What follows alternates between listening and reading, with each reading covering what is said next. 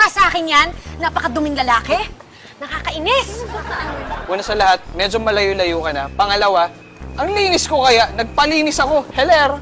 Boy, sasagot ka pa. Hindi ko naman sinasabing malinis yung katawan mo. Sinasabi ko madumi yung kaluluwa mo. Tsaka yung puso mo. Masinis na, ha? Upuan na. Hello. Hello po. Eto, magdi-distribute lang sana ako ng mga ganito namin. Ano po ito? Meron kaming fellowship mamaya. Fellowship. Sana makarating kayo. I-alok niyo po yan dito. Mas kailangan po niya yan. Maitim ang budhe.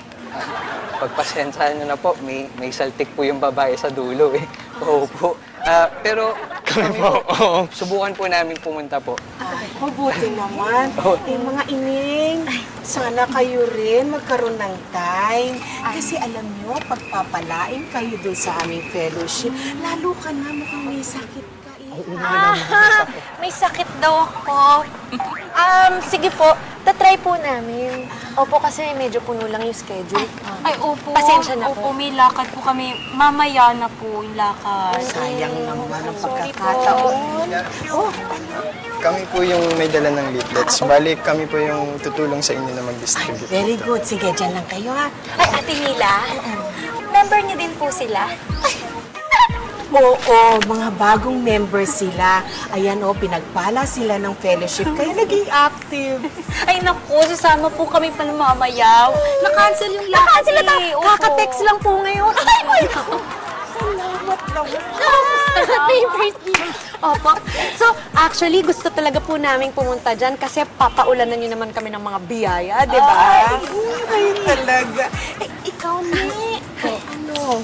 Makakapunta ka ba sa aming fellowship? Pasensya na po kasi hindi po ako mahilig sa fellowship eh. Okay.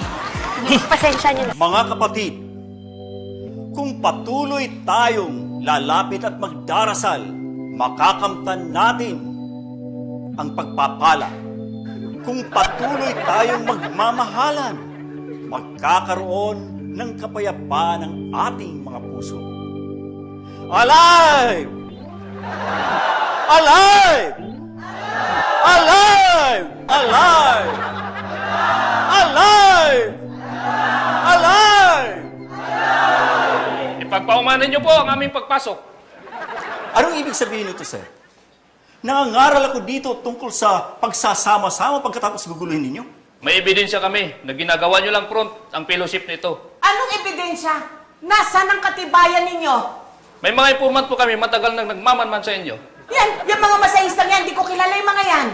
Mga assets po kami ng pulis. Ay, hindi ko pwede yan, boss. Sa presinto na lang po tayo magpaliwanag. Tara po. Sumama na lang po kayo sa amin. Hindi kami sasama sa inyo. Sama na po kayo lahat. Never!